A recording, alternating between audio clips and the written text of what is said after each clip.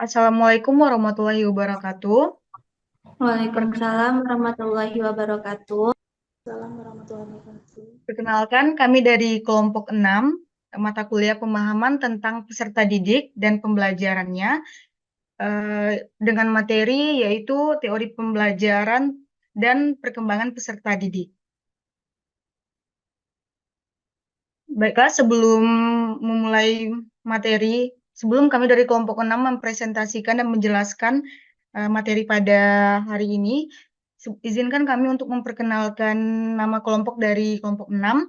Yang pertama ada Versa Wirautama, selanjutnya ada Laili Ruyatul Casana, Sonia Asmalusna, dan saya sendiri Winda Wahyu Santika. Baiklah, itulah nama-nama dari kelompok 6. Selanjutnya kita masuk pada materi teori belajar. Teori belajar adalah sekumpulan konsep dan prinsip belajar yang bersifat teoritis dan telah teruji kebenarannya melalui eksperimen yang dilakukan oleh para ahli.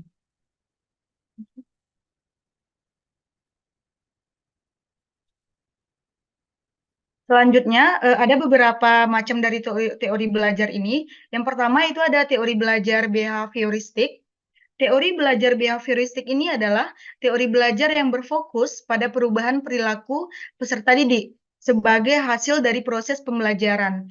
Nah, menurut teori ini, perubahan perilaku peserta didik itu disebabkan oleh adanya interaksi antara stimulus dan respon. Selanjutnya ada ciri-ciri dari teori belajar behavioristik ini. Ada beberapa ciri-ciri. Yang pertama itu ada mementingkan pengaruh lingkungan. Selanjutnya mementingkan bagian-bagian atau elementalistik. Mementingkan peranan aksi, mengutamakan mekanisme terbentuknya hasil belajar melalui prosedur stimulus dan respon. Selanjutnya juga ada mementingkan peranan kemampuan yang sudah terbentuk sebelumnya. Selanjutnya, mementingkan pembentukan kebiasaan melalui latihan dan pengulangan. Dan ciri yang terakhir yaitu memunculkan perilaku yang diinginkan sebagai hasil dari proses belajar. Ada kelebihan dan kekurangan dari teori behavioristik ini. Kelebihan dari teori behavioristik ini adalah mampu membentuk suatu perilaku yang diinginkan dengan pengkondisian yang dilakukan. Kekurangan dari teori ini adalah teori ini cenderung membatasi kreativitas, produktivitas, dan imajinasi peserta didik. Selanjutnya akan dilanjutkan oleh rekan saya yang kedua, yaitu kepada Laili Ruyatul Casana, dipersilakan. Baik, terima kasih kepada moderator yang telah mempersilahkan saya untuk melanjutkan materi mengenai teori belajar sosial kognitif.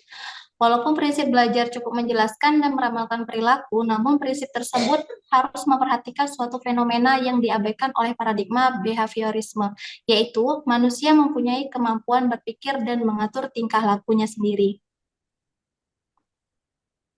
Selanjutnya, ada pun ciri-ciri dari teori belajar sosial kognitif. Yang pertama, meyakini bahwa fokus utama pembelajaran adalah pengamatan dan peniruan. Yang kedua, memahami bahwa tingkah laku model atau contoh bisa dipelajari melalui bahasa, teladan, nilai, dan lain-lain. Yang ketiga, beranggapan bahwa peserta didik dapat meniru suatu kemampuan atau perilaku dari kejadian yang dialami orang lain atau dari hal yang diperagakan oleh guru sebagai model.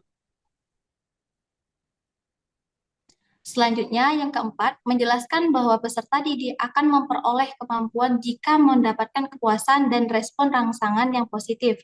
Dan yang terakhir, yakni melibatkan berbagai proses pembelajaran yang meliputi memperhatikan, mengingat, dan meniru tingkah laku atau timbal balik yang sesuai, diakhiri dengan respon rangsangan yang positif. Selanjutnya, pada teori belajar konstruktivisme, di mana teori belajar konstruktivisme merupakan sebuah teori yang menempatkan peserta didik sebagai individu yang membangun pemahaman dan memahami informasi secara aktif sepanjang proses pembelajaran.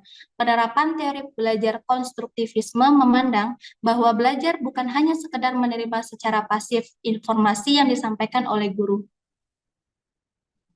Sekian penyampaian materi dari saya kembalikan kepada moderator. Terima kasih kepada Laili Ruyatul Casana. Baiklah, materi selanjutnya itu akan dilanjutkan oleh rekan saya Sonia Asmausna kepada Sonia. Baik, terima kasih kepada moderator. Selanjutnya teori belajar humanistik. Satu dari beberapa teori belajar yang sering digunakan oleh guru maupun tenaga pengajar lainnya. Secara garis besar, teori ini bertujuan untuk menghasilkan hal baik bagi kemanusiaan supaya bisa mencapai realisasi dan membuat individu mampu mengenali dirinya sendiri.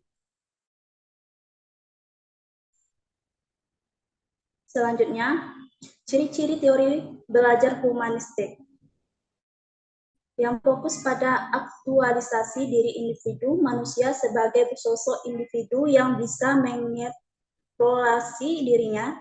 Dua, menitik beratkan bahwa proses merupakan hal penting yang menjadi fokus belajar. Tiga, melibatkan peran aspek kognitif dan afektif dalam proses pembelajaran. Empat, mengutamakan pengetahuan atau pemahaman. 5. Berfokus pada bentuk perilaku diri sendiri. Dan yang keenam, tidak ada yang berhak mengatur proses belajar setiap individu.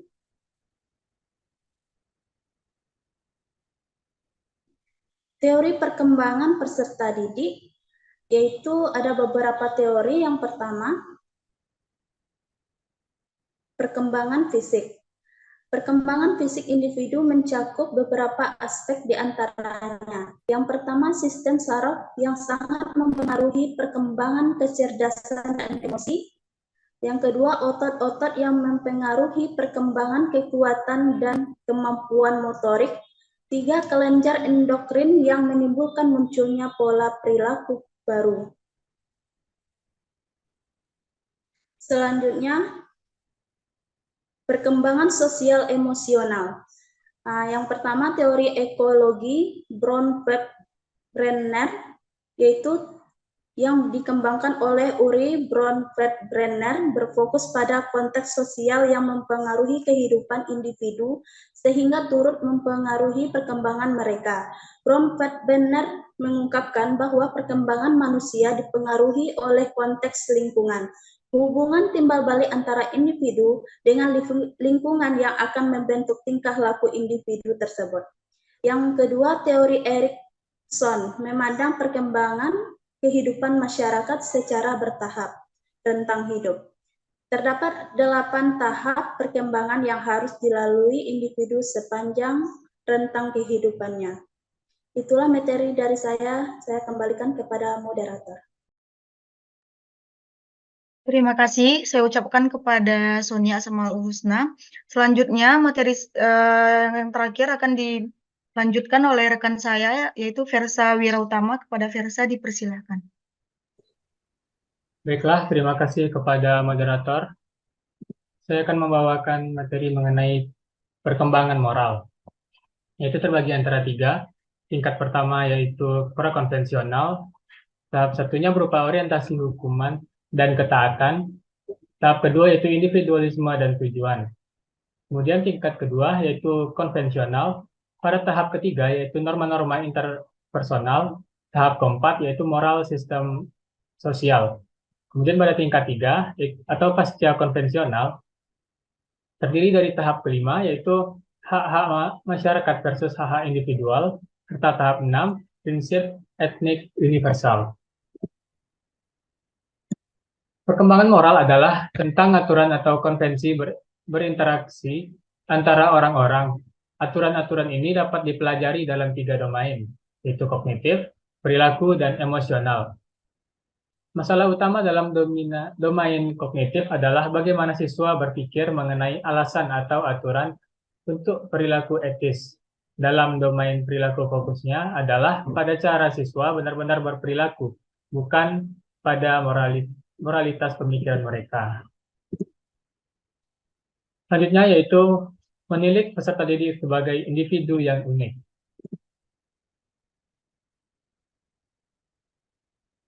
Yang A, latar belakang peserta didik.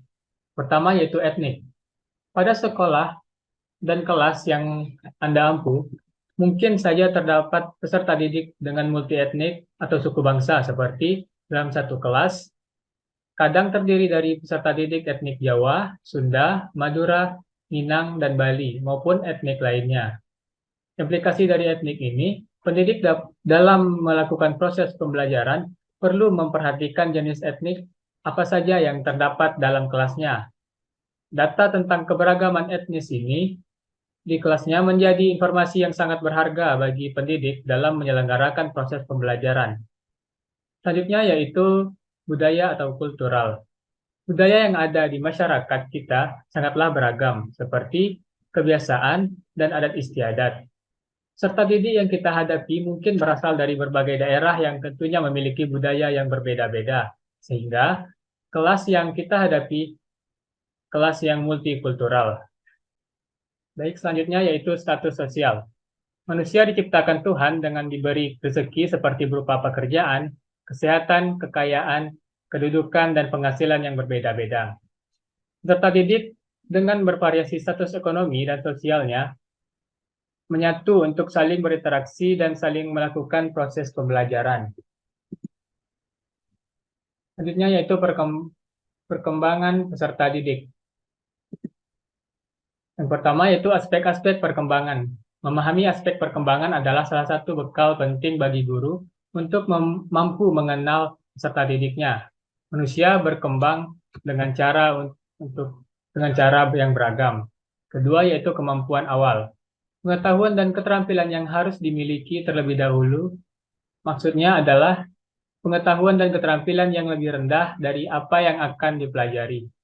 Melalui wawancara dan tes awal, maka kemampuan awal peserta didik dapat diketahui. Selanjutnya yaitu status sosial. Implikasi dengan adanya variasi status sosial, ekonomi ini, pendidik dituntut untuk mampu bertindak adil dan tidak diskriminatif. Baiklah, selanjutnya yaitu kesiapan peserta didik. Pertama yaitu minat. Gaya belajar peserta didik merupakan hal yang penting untuk diperhatikan dalam melakukan proses pembelajaran, karena dapat mempengaruhi proses dan hasil belajarnya. Gaya belajar dapat dikelompokkan menjadi 4, yaitu visual, auditif, kinestetik, serta reading dan writing. Selanjutnya yaitu motivasi. Motivasi kadang timbul dari dalam diri individu itu sendiri, atau motivasi intrinsik, dan kadang motivasi itu muncul karena faktor dari luar dirinya sendiri, atau motivasi ekstrinsik. Terakhir yaitu gaya belajar. Emosi sangat berperan dalam membantu mempercepat atau justru memperlambat proses pembelajaran. Emosi juga berperan dalam membantu proses pembelajaran tersebut menyenangkan atau bermakna. Suasana emosi yang positif atau menyenangkan atau tidak menyenangkan membawa pengaruh pada cara kerja struktur otak manusia dan akan berpengaruh pula pada proses dan hasil belajar. Baik, sekian materi dari saya kembalikan kepada moderator. Baik, terima kasih kepada rekan saya Firsa Wira Utama yang telah menyampaikan hasil diskusi materi terakhir di kelompok 6. Mungkin itu saja hasil presentasi diskusi kami dari kelompok 6. Jika banyak kekurangan materi atau salah-salah kata, kami dari kelompok 6 mohon maaf sebesar-besarnya. Mungkin saya selaku moderator, jika ada salah kata, mohon dimaafkan. Saya tutupi dengan wabillahi taufiq wal hidayah. Assalamualaikum warahmatullahi wabarakatuh. Waalaikumsalam warahmatullahi Assalamualaikum warahmatullahi wabarakatuh.